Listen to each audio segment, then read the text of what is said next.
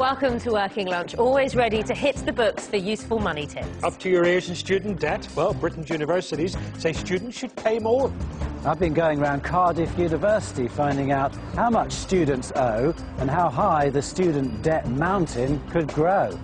Well, we'll look at how students can make the best use of the money they have got with Johnny Rich. He's got some tips. And with a new government comes new pension rules. Malcolm McLean is here to answer all the questions you've sent us in. And Felix Dennis, entrepreneur, publisher, cheeky poet, is here to tell us how the recession has been great for his business. Very much. Well, let's talk to a man who perhaps doesn't have money problems, but you would have, I think, some good advice for students at the moment. What would that be when it comes to money? Well, first of all, I mean, the real problem is not the one that John has addressed. I agree with him that you shouldn't force students to pay back the money too early, and it's better to wait until they're earning more money. But the fact is that this target that we have of getting approximately 50% of all the young people in Britain into a college and higher education of some kind is absolutely ludicrous.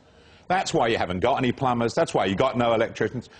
The reason we do this, of course, is just so that we can reduce the number of people that are unemployed. And the governments of various ilk have been doing that for years. So the facts of the matter are that we ought to face up to the realities of the situation. We should choose a target of about 15 or 20% of people that actually go to university. The rest should go through apprenticeship schemes and polytechnics and the old-fashioned word. And quite frankly, we could then afford to pay the university students who are going to be running our countries and our governments all of the money, and we wouldn't need any student loans. We've just got too many people, too many parents who are desperate for their young children to go to university. And I'm sorry, it's nuts. OK. Felix there, more preferring, I suppose, the University of Life option. Well, don't know. We'll hear more from Felix a little bit later. Thanks, Felix. Every Friday, of course, we get some answers to your questions. So, as you've seen, we're welcoming Felix Dennis back to the Working Lunch sofa. You'll remember from the early 70s, he was editor of the controversial magazine Oz. He was charged but acquitted of conspiracy to corrupt public morals. After that, he launched Dennis Publishing in 1973. The business today publishes more than 50 magazines in print and on the internet. Well, it's been a huge success. In the Sunday Times list of the richest people in Britain, he's number 88. And he's a poet too, having published 5 collections to date, and they've been performed by the Royal Shakespeare Company in Stratford-upon-Avon and in New York City. Felix, lovely to have you back. Do come join us on the sofa.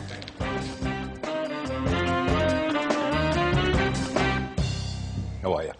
Very well. Lovely Very nice to have you with us. Let's talk about how the recession's affected you, because we're coming out of it, supposedly, and your business hasn't done badly at all. Not sure if we're coming out, but recessions all change. It does throw up as many opportunities as challenges, and I don't think we're that unusual than as publishing. In fact, I think a lot of companies have seen this time as a time of real opportunity.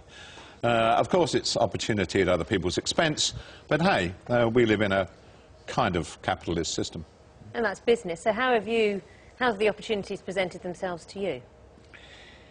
Opportunities to have meaningful discussions with vendors about their prices.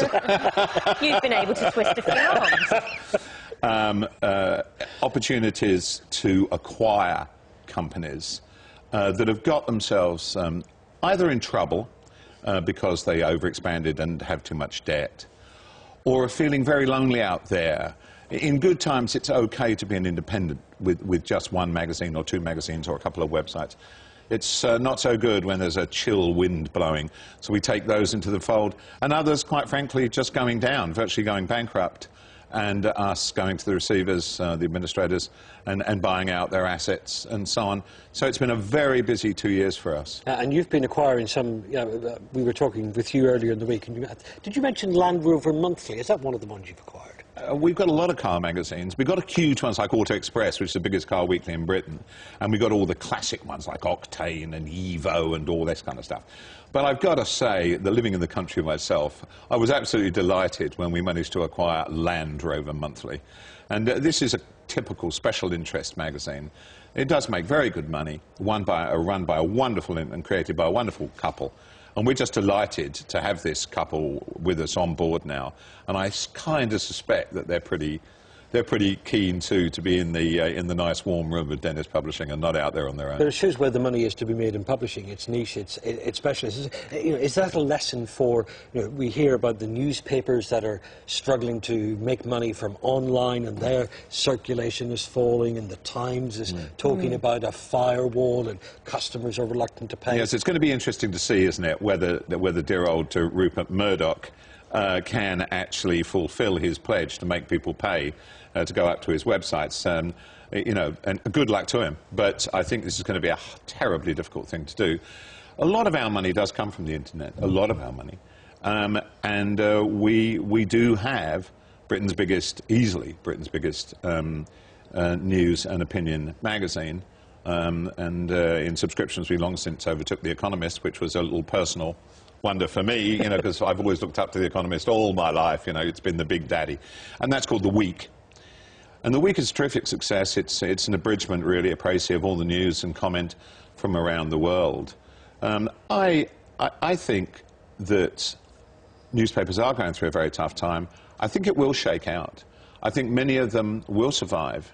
And I do believe that the future, no matter what we say, in the end, the future long-term is digital, no matter what we say. Much as I love ink on paper.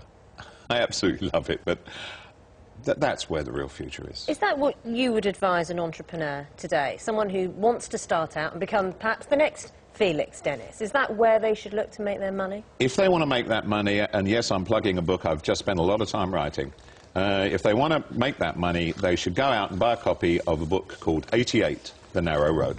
Your book? My book. Are you plugging your own book? I am, and I wrote that book, not like previous books, which were written written in amusement, if you wish, to make people laugh, and telling the vast majority of people, please don't try this, because you're going to wreck your life.